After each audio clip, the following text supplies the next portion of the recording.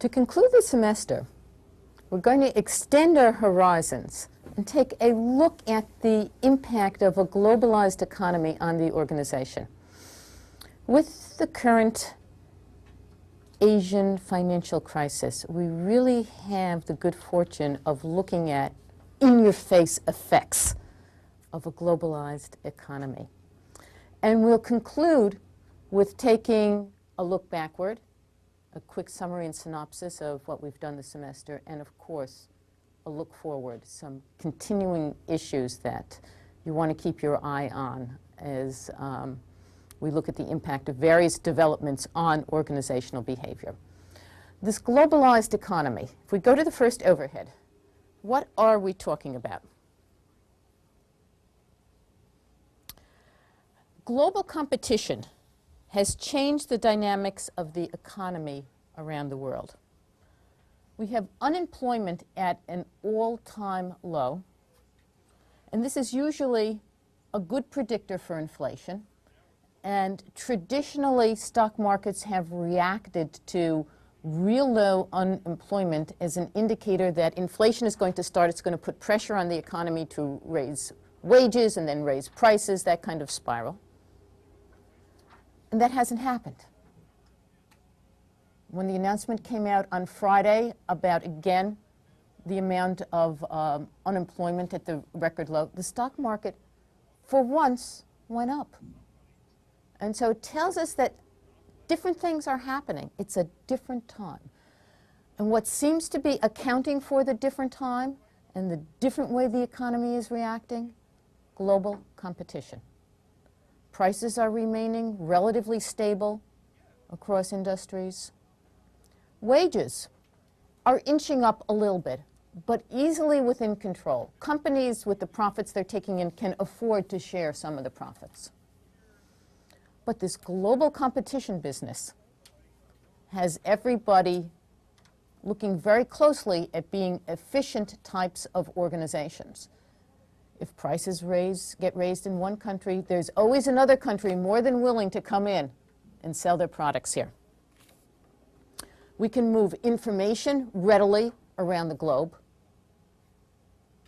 Get online, and you're online with people from all over the world. Companies operate almost on 24-hour bases, particularly if they're international. We can move money very easily around. Push of a button and money moves around the world. And goods move fairly easily too. Shipping, airlines, we can move them pretty quickly around the world to get them wherever we want. In the 1990s, 70% of U.S. companies are influenced by foreign competition. That's a sizable hunk. So people are looking at, again, what's happening globally. International trade accounts for the creation of jobs. And emerging markets, people are looking at markets in other countries, particularly developing countries, as an outlet for our goods and services. So when we saturate here, when we've sold as many computers as we can here, then we're looking for new outlets for selling things. Where are we going to sell these? Who's going to want to buy them? The other thing that we look at today, companies look at today, is also emerging areas for manufacturing and for assembly. Can these areas provide to the company good human resources at a lower cost, more efficiency? So we can move jobs as well. Doesn't really matter where you process information. Doesn't matter if you do data entry in Peoria, Illinois, or in Shannon, Ireland, or in Bangkok. Anywhere. And it moves that rapidly. So the global economy has made an enormous difference. And the information age technology, of course, has made all the difference in the global economy. The movement of information and the movement of finances and dollars, that rapid, and the ability to move jobs.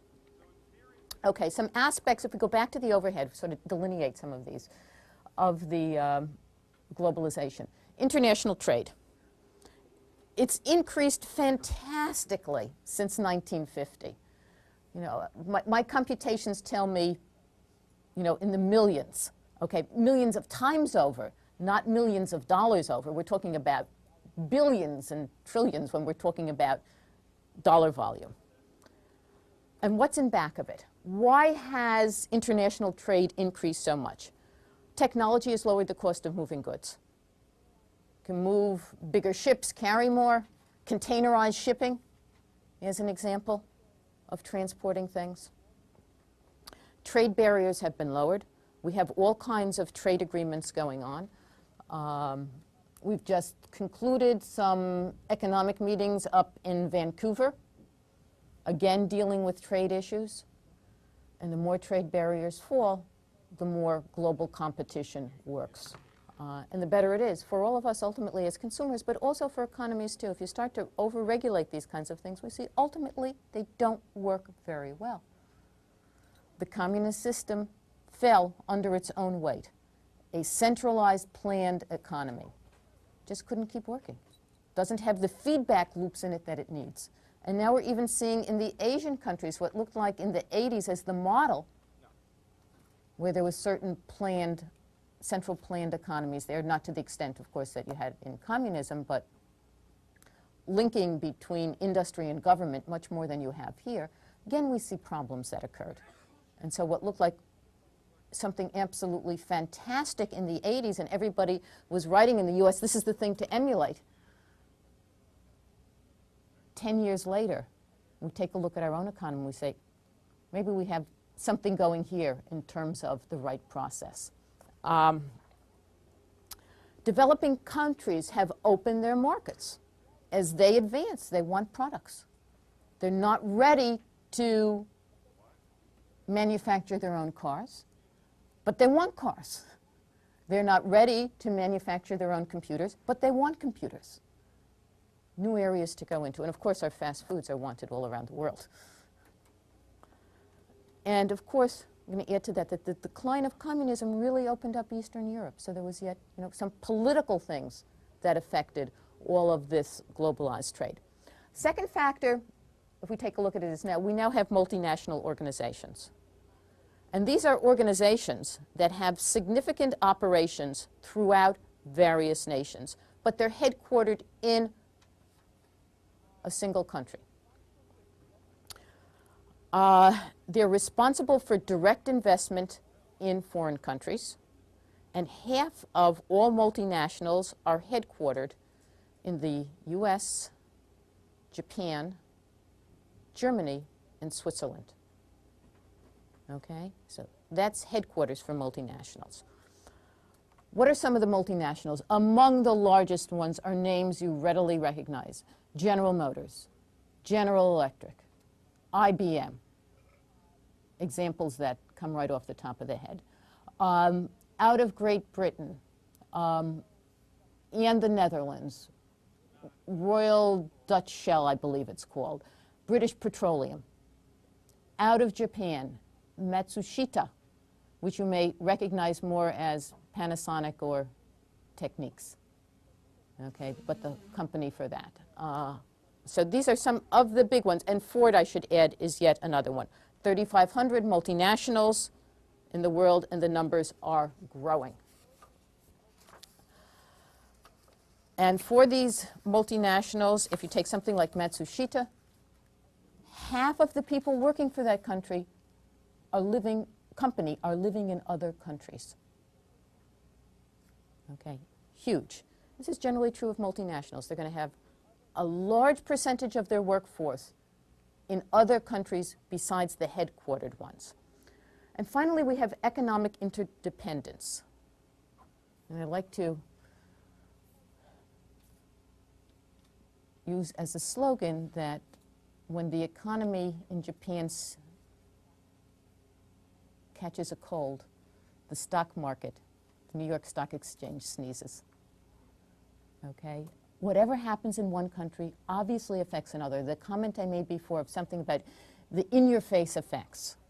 We saw with the beginning of the crisis, and things stabilized, but those first few days when things were roiling and people didn't know exactly what was happening with collapse of some banks, we saw the stock market take a huge plunge in New York. The effect around the world. But not only in New York, it was in Hong Kong. It really started with the Hong Kong exchange dropping. And then, 24-hour kind of things, exchanges around the world started to drop, whatever the exchanges in London. Okay, and then by the time it opened up in the US, everybody knew it was going to be a bad day, and people were braced for it. But then things spring back as well. And we're looking at, can the vibrancy and the energy and the power of the US economy be the engine which will pull other things back? And that could well happen. There are going to be some dislocations for a while as things come around. Investors all over the world are looking for the best yields on their money. So for a while, you heard about these specialized mutual funds, Pacific Rim. People from the US are putting their money in there. Of course, we have the short-term perspective in the US, and now that things are bad, we pull our money out quickly. That contributed to some of the crisis going on. But the interlocking of economies is here.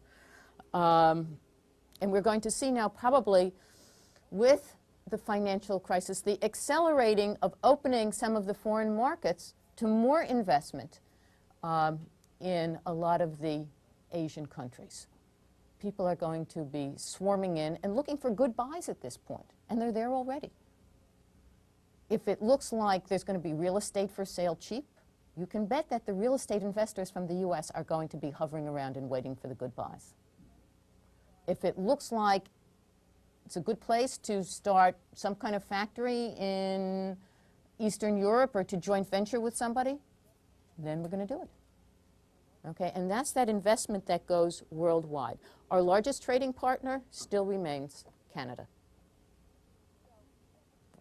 Close locking of all of these. So get a feel then for what it means when we say globalization of the economy.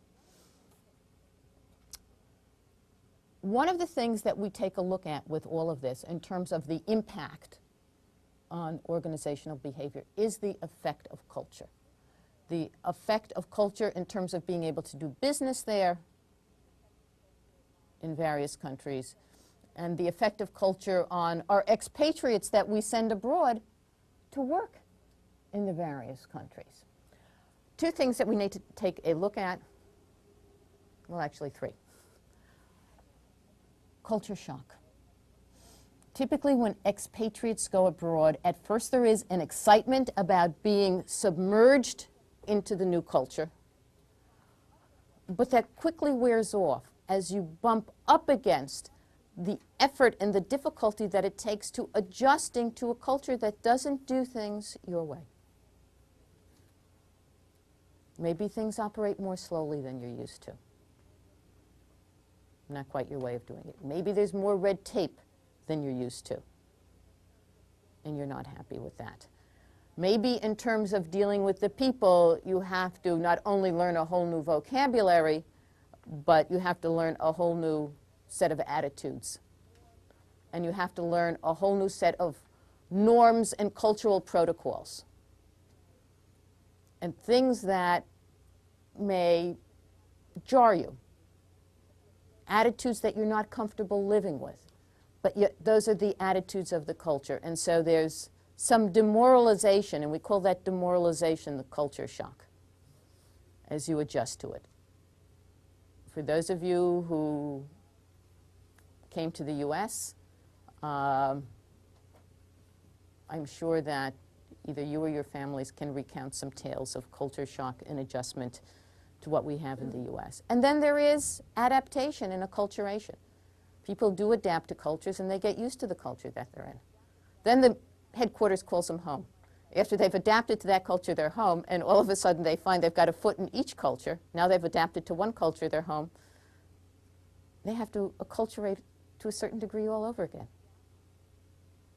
Certain things they've become adapted to, maybe in terms of better service or something like that, just isn't happening here. And you learn to readapt to the norms all over again. The notion of cultural convergence, I again use kind of a slogan to capture that, says, it's the idea that one best way is the way to do things around the world. In other words, not only is what's good for General Motors good for the country, it's good for the whole world. Whatever is the style of doing things, you want to take that and do it around the world. Cultural convergence doesn't always work. Cultural divergence is the opposite of that. And that says that there are multiple ways of doing things, and you need to adapt your way of doing business to the culture that you're in. You can't use one cultural style around the world. So some of the things that we need to look at as we examine various aspects of globalization on organizational behavior. Following up on culture, we go to the next one. The most renowned of the researchers in the area of international culture is Hofstede. And Hofstede surveyed over 150,000 IBM employees around the world. And he showed that national culture was the most important determinant of work attitudes and behavior, and that he could account for these along 4 different dimensions. The 4 dimensions being individualistic, collectivistic, low power distance, high power distance, low uncertainty avoidance, high uncertainty avoidance, and achieving nurturing. I'm going to go through these one by one and give you some examples of countries that are high on either end of the continuum, so you get a feel for what it's like. Starting with individualism, collectivism. This refers to a continuum that at one end values individualistic attitudes. The sense that you need to be independent, that your primary concerns and your values are on taking care of yourself and taking care of your family, number one. Okay? The other end of that is the group orientation, the collectivistic orientation. And in this case, you don't necessarily put self first, you're going to put the group first. It takes a village mentality. And not only are you expected to contribute to the group, but it's perfectly okay to take from the group. The group should be there to help you as you need it, and you can feel very comfortable being dependent on the group. Okay, one end independent, you're not comfortable relying on the group for anybody. Self-reliance, at the other end, reliance on the group. What types of countries exemplify individualistic? This should be a no-brainer. The US is one of the best examples that we can come up with. But Great Britain and Australia also fit into that individualistic mold, self-reliance. And on the collectivistic side of things, what types of countries fit in there? More developing nations, Colombia, Venezuela, Pakistan, are countries that fit in on the other side, that group orientation. These are going to make a difference ultimately when we start to talk about individual behavior in the organization and how you go about motivating people. Okay, we'll see where this ties in. The second dimension is power distance. And this is the extent to which people accept unequal distribution of power. At the low power distance end, we have the value of all people are created equal. And there should not be huge power differentials automatically ascribed to people on the basis of characteristics you're born with. No royalty. At the other end, high power distance, there is a comfort with unequal status.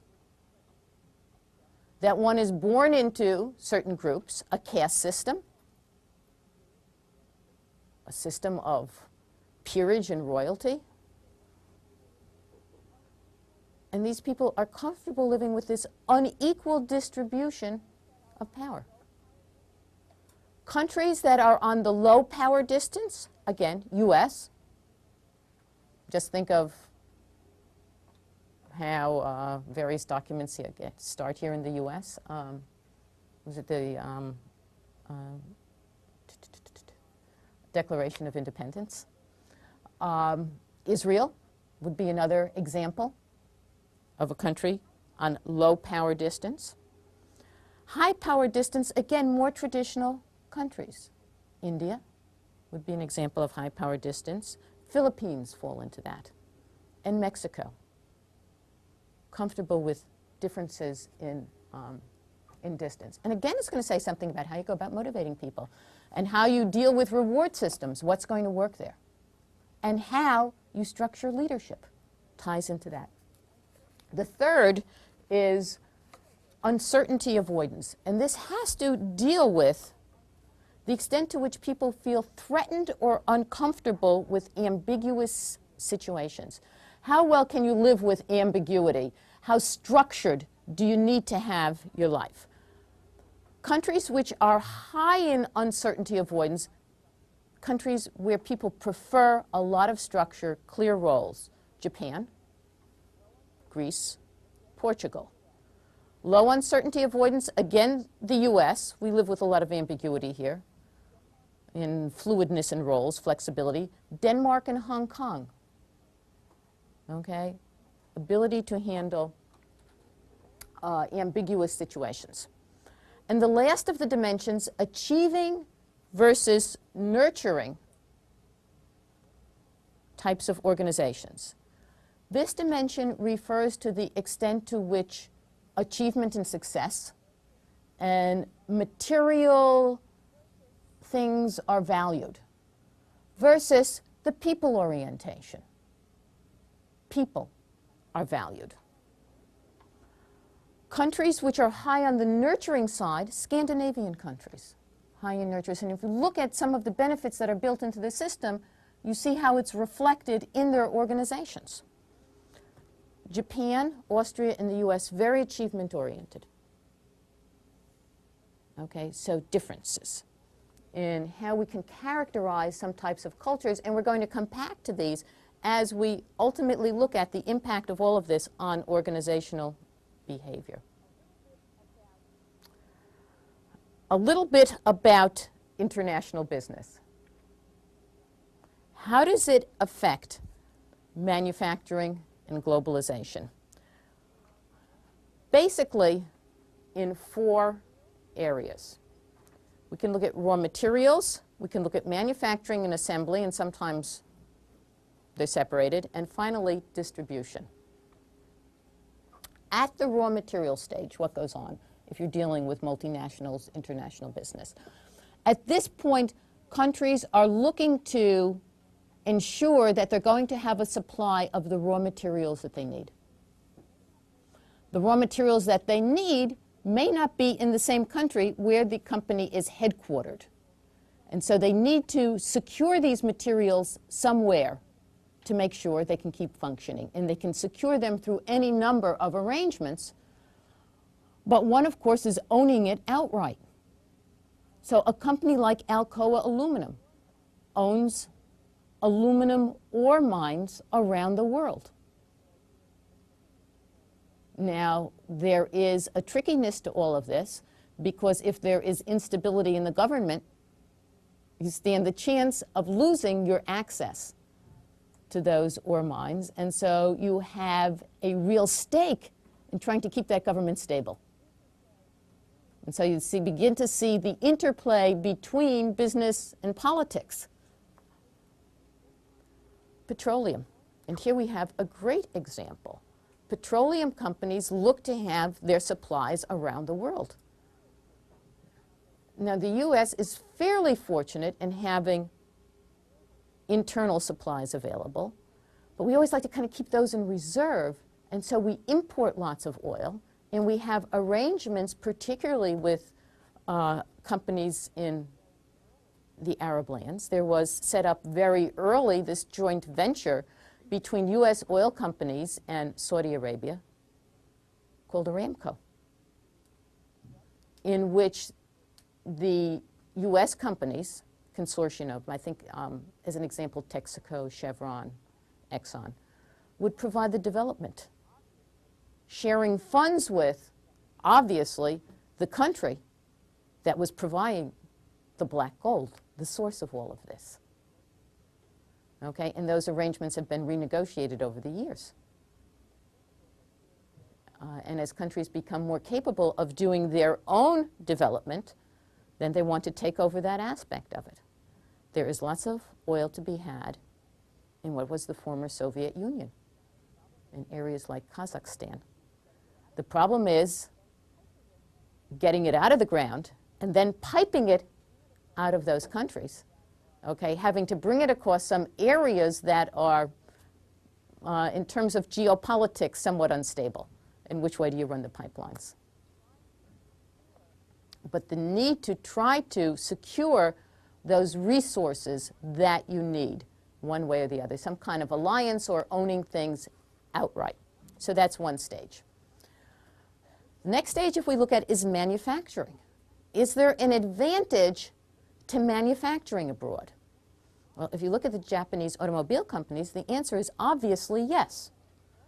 It's not simply assembly, although some of it started with assembly, but they're now using more and more parts that are made here.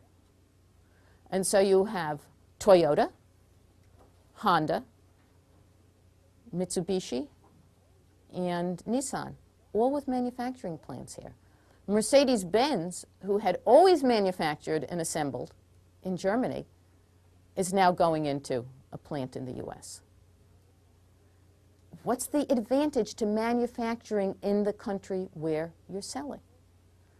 Well, one thing is you avoid certain types of tariffs and trade barriers and quotas. The second thing is those huge shipping charges that you have. So you're actually creating the product closer to where it's being used, and you also begin to create goodwill by employing the people there. And so now you begin to get a loyalty going on to those various companies. So the next stage then is manufacturing. You always want to say, well, is it going to be cheaper than manufacturing and shipping from the headquarters country? And obviously it got to the point in the US where the answer was yes. It was either break even or it would work out cheaper. And again, you look at manufacturing that goes on abroad. You know, take a look down at the athletic shoes you're wearing. Chances are not made in the US, even though there's a US label on them. Made somewhere out in the Far East, Indonesia, Malaysia, wherever it is. Okay, much cheaper to do it out there. Good quality work. If you have to pay the wages that go on in the US, particularly in the clothing area, companies find that they are mostly can't be competitive. Some will do assembly here and apparently still get to keep their made in the USA label, such as New Balance, where the parts come from abroad, but the assembly is done wholly in the US. And that would be true with other examples as well. You might have the parts made because you want to keep some kind of quality control and you fear that there's going to be a lack of quality control, but it makes sense to ship the parts and do the assembly in the country or some country near where your foreign market is. And then, of course, distribution. How are we going to get these products out worldwide? And people look at different types of distribution networks. It may well be that, in fact, you're not actually going to have a wholly owned subsidiary where you're going to manufacture and assemble and distribute in a foreign country, but you work out some licensing agreement, which then allows the foreign country to develop it, but they have to create the product to specifications and then pay the licensing fees on all of it, which is another way of handling things. And some companies work that way as well, by license to the foreign country. And it works out better for them. So different ways of handling business. This is a very brief course in international business. With a look at that and understanding what the dimensions are of doing business internationally, how does this affect structure? There are going to be three different types of structures that we're going to want to take a look at. an international structure, which we have up here, the international divisional structure, which is one. And in these companies, the major functional aspects of the company are kept at home. So research and design are kept at home, the financial division is kept at home, maybe manufacturing is kept at home. But you have an international division which is going to be responsible, and you have to decide for what. Maybe it will be just distribution. Maybe it will be assembly and distribution. Maybe it will be manufacturing, assembly, and distribution. But remember, the major functional areas in this international divisional structure will be kept in the headquartered country. So, one of them. And this is how Microsoft operates. Okay, there is an international divisional structure. They keep all of their research and design in the US. Okay, in this case, decision making is going to be centralized, and it's going to be at corporate headquarters, wherever that may be. So one of the arrangements. A second arrangement is called global structure. And here, the various functional areas are replicated in each of the foreign subsidiaries. This gives a nice flexibility in that you're able to have the functional areas close to the foreign area where you're selling, your foreign region. And so you can respond more quickly to any kinds of changes that need to be made. Decision-making then gets decentralized. But if you look at a structure like this, where functional divisions are replicated around the world, you can then also begin to think about the downside of something like that, and that is that it's very expensive to replicate all those functional divisions. So there's yet then a third type of organization, which we will take a look at, and a complicated one called the global matrix. Each of those black dots represents a foreign subsidiary. In here, headquarters is in a country, and then you select various regions throughout the world which are good in terms of manufacturing and assembly. Here would be a good place to locate our plant, and we can distribute from this area around the world. And that has overlaid the matrix that different product groups which report back to headquarters. So you might have an appliance group as product group A, and you're doing some different manufacturing in a foreign subsidiary in region 1, region 2, wherever that is the best subsidiary, and then you distribute to wherever you want to. And then a separate product group B, computer division. Okay, and you locate that wherever it's best in terms of the markets that you're looking at. And so it's complicated. The coordination on this is difficult. It allows some flexibility. Some companies are using this type of organizational structure. Okay, all of this is prelude. Where does it bring us to in terms of organizational behavior?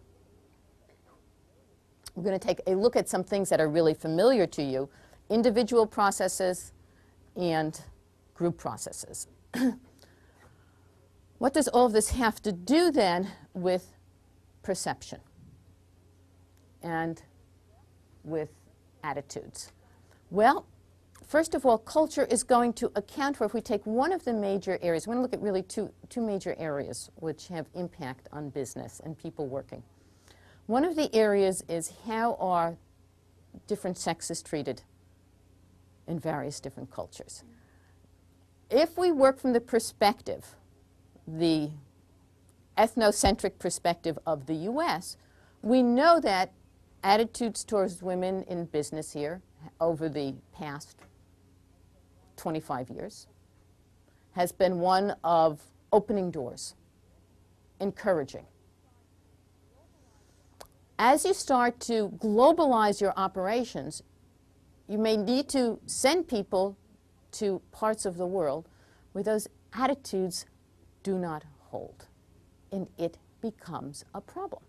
If we go back to Operation Desert Storm, Women are now integrated throughout the military, and yet when they had to be stationed in Arabic countries, it created problems. And so they were specially trained for this sort of situation, and they were isolated in encampments, but attitudes are different. And so it's not as open. Same problems in Japan. As a matter of fact, I mean, women from Japan love assignments here because it gives them more access to various careers. Not yet the case there, opening, but still not yet the case. And so you're dealing with different attitudes and perceptions. Another area, and you have to be prepared for this as you station people around the world. Another area in which there is a difference in perception is this area that we call ethics. This is really tricky because U.S. companies expect their foreign subsidiaries to operate with the same sense of ethics that we have here in the U.S. But giving gifts, sometimes seen as bribes, are the accepted way of doing business in some parts of the world. And so again, we have to make adjustments as we go in and operate in different cultures for these variations. Okay, and if we're hiring people there and we expect them to operate in this area with cultural convergence, one standard around the world, we can't have different ethical standards depending on the country we're operating in. If that's the strategy the company's going to have to take, then they're going to have to do some education with the individuals that they're hiring in foreign subsidiaries and understand that things are not going to change overnight. So some areas here where you look at effects of culture. Learning and motivation. Learning is a universal process. So the process of reinforcement doesn't differ around the world, but what counts as a reinforcer might differ around the world, and how you structure reward systems may differ around the world. The content, what people value, is going to differ around the world. And those are things that we need to be sensitive to.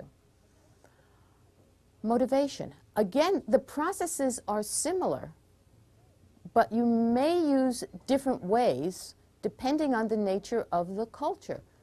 Cultures that are more individualistic, you may tailor the reward system to individual rewards. Cultures that are more collectivistic, you may culture more group rewards as a way of motivation.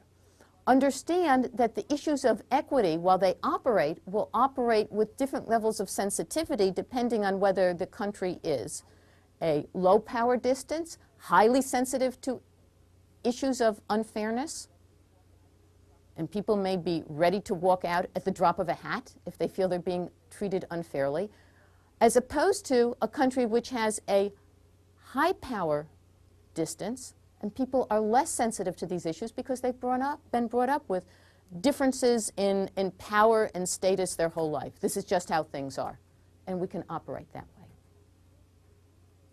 In terms of group issues, clearly the individualistic, collectivistic will make a difference in group processes. Some will be more primed for teams than others. In others, you may have to do less in terms of team development. In some, if that's the way you're operating, you may have to do more team development to get people to that point.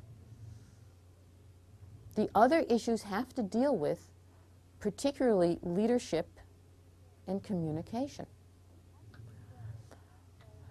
Having to learn a whole new language is never easy. The words just don't easily translate. And yet that's exactly what we find we need to do as we do business in different cultures, is acquire that language and be facile in it. In the U.S., we are somewhat handicapped with the attitude that we have towards languages. We've become so used to English as the language that operates in this country. We have no neighbors real close by, particularly in the interior areas, They speak the same language in Canada. That's not a problem. It might be a little bit different if we were down along the southern frontier. And in fact, Spanish is more frequently learned there and more frequently heard, and business is more frequently done in Spanish if you're along the southern frontier of the U.S. Okay? But we're not there. And so we kind of assume that we can get by on English. And that's true to a certain extent. And as the internet becomes more popular, it becomes even more true that it's the language of business, and yet at a consumer level, you still need to be able to communicate with people in their own language. So we need then to inculcate the value of acquiring a second language, particularly for people who go abroad. But it's not just the verbal language you need to acquire the nonverbal language as well, and understand the gestures of the culture into which you're going, so that you don't wind up with peculiar kinds of miscommunications that have happened in cultures. So communication is an important dimension. And all of that leads into, obviously, you need good communication as a base for good decision making. But leadership becomes another issue. Does leadership work the same worldwide? Is the type of leadership that we're using here something that's transferable around the world? Well, different styles of leadership work better depending on where countries are on those various dimensions that we talked about. Participative decision-making, or leadership, which we spent a lot of time talking about here. If you put it together with some of those cultural dimensions, would work better with the low power distance dimension, where people there would readily expect to be included in decision-making because they're not comfortable with status differentials. More than that, they dislike status differentials. Directive leadership, more comfortable with countries that have high power distance, more traditional types of countries.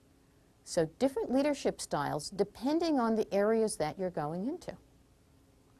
We function here, if you understand the basic political system, and democracy is sort of the model for leadership, but not all countries are democratic. And certainly not all countries are democratic the way we're democratic.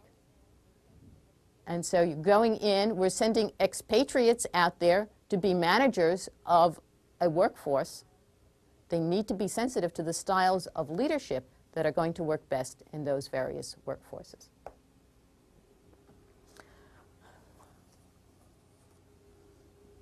So, organizational behavior is clearly shaped by the culture in which the organization finds itself. And with globalization, we find that businesses in the US are in more and more different cultures worldwide.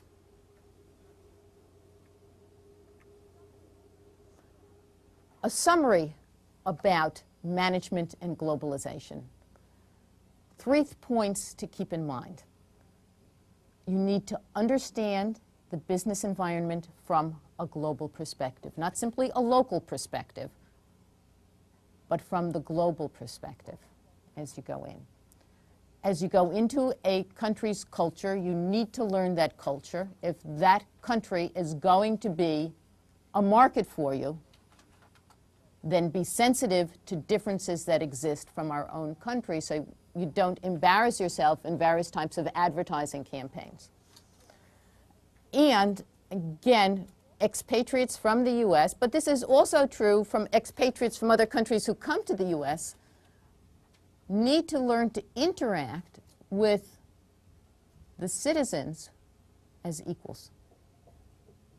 These people are your colleagues. And we've had some problems in the US as well with foreign countries that have set up business here, and people have felt as if they've been discriminated against because they are not of that ethnic grouping or of that national grouping. So, an important aspect. And now we're going to spend a little bit more time in summarizing than we normally would, because this is the last class. A synopsis of organizational behavior. But we're going to spend even more time looking to the future. If we put together everything that we've gone through this semester, we have the overhead for just a momento. Back to the overhead. One more time. Aha. Okay.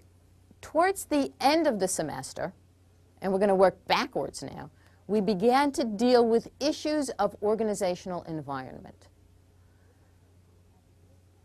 Different things which had an impact on the strategy and the structure and the function of the organization.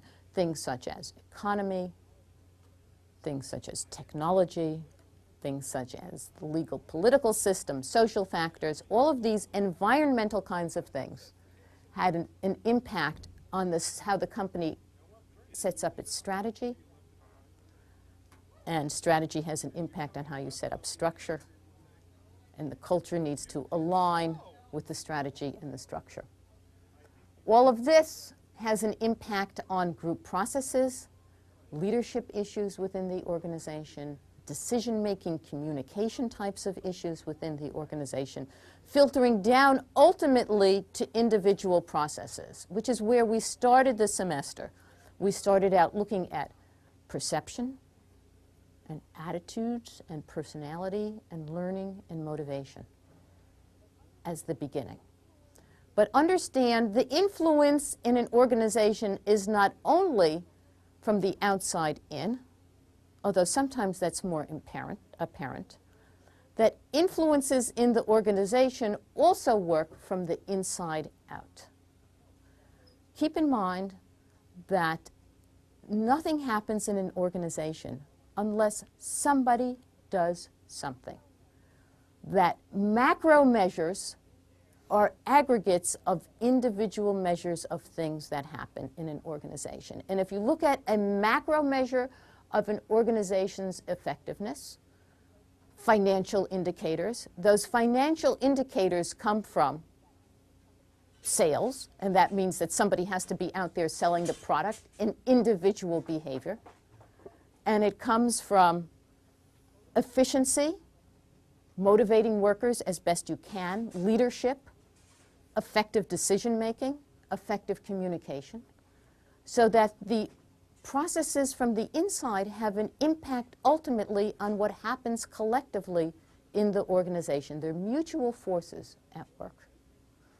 And as organizations strive to become bigger, strive to globalize, they're going to need to consider all of those individual things that we talked about so much at the beginning of the semester, which is a nice lead-in to where I'd like you to go as the semester is over, and issues to think about. But not only to think about till you get to the final exam, but issues to chew on and mull as you develop your career as well.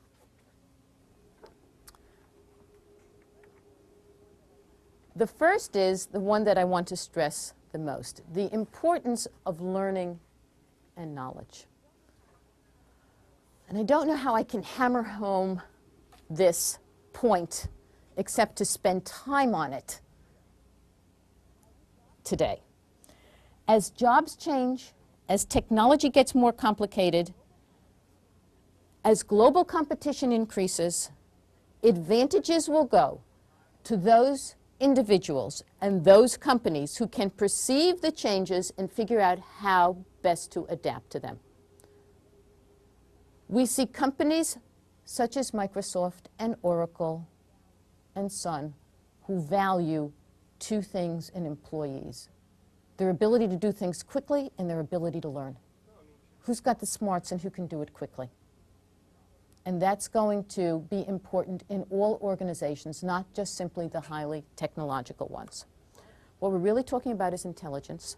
It's going to get more and more important. Education is going to be needed more and more, and education is not going to stop the day you get your degree.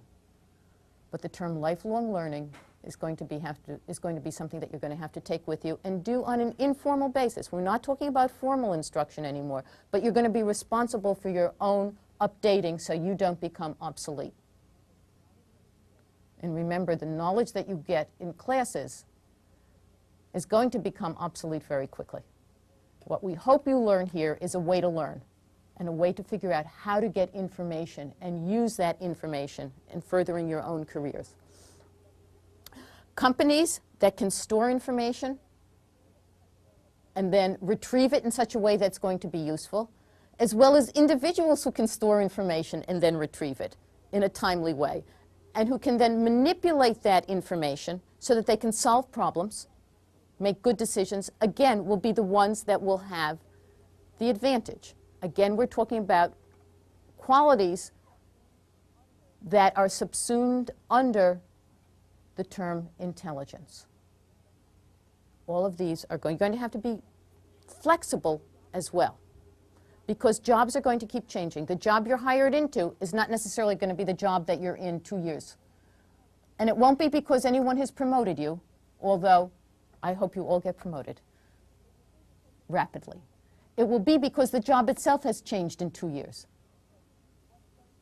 And so what's going to enable you to adapt? Learning and knowledge. If you think that's a burden, I suggest you think again, because I think that if you find yourself nimble in these areas, you're going to enjoy the problem solving that comes along with it, and you're going to enjoy the variety that comes along with it. Long ago discovered that humans love to do puzzles for the sake of solving puzzles and nothing other than that. And take that metaphor with you, for those of you who like to do puzzles, and most people like some kind or other. It's just the solving it that gives us a sense of accomplishment and achievement. And that's what you're going to pull out of jobs that require that kind of ability from you. I was reading today in the Wall Street Journal about, again, the importance of knowledge. There are new titles created in companies, and the title is Chief Knowledge Officer. Think of yourself someday in that position, the Chief Knowledge Officer, king of all the knowledge in the company. But what do these people do? Ernst & Young have these divisions. Arthur Andersen, and now we're talking about management consulting firms, areas where you're likely to move into, management consultants, companies that have knowledge divisions.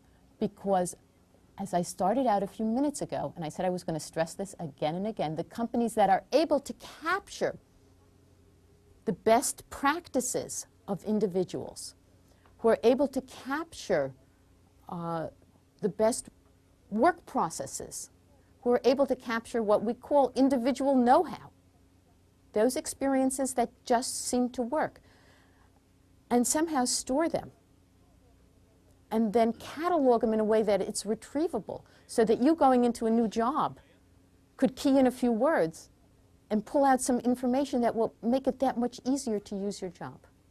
Okay, we're talking about new areas in which companies are expanding, and certainly management consultants are going to be people who are going to be working in these areas.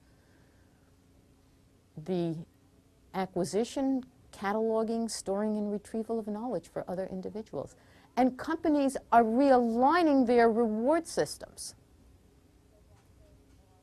so that they are rewarding individuals for their intellectual contribution. And we're coming back and we're hearing the term now that will figure in intellectual capital, something that we've used before of a company.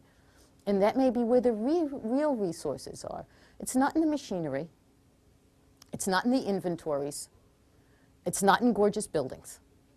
But it's in the individuals who make up that company. And that's why we go back to the impact of those individuals on the company. Really important. And I think a term like intellectual capital really begins to emphasize the importance of individuals' contributions to the company. So individuals might begin to get rewarded if their practices are used more by other people. How many people are referencing the way you're doing something? It's something that actually companies are beginning to take a look at. All of this means a different structure, because it means you have to be willing to share. Share means you're not going to be penalized for sharing your information. It means the movement towards team structures. It means the flexibility. It means the knowledge organization that we talked about before. So if you want people to share, and yet your reward system still works on an individual basis, Don't expect that to happen. You need to align all parts of the system to move together. Impact of technology.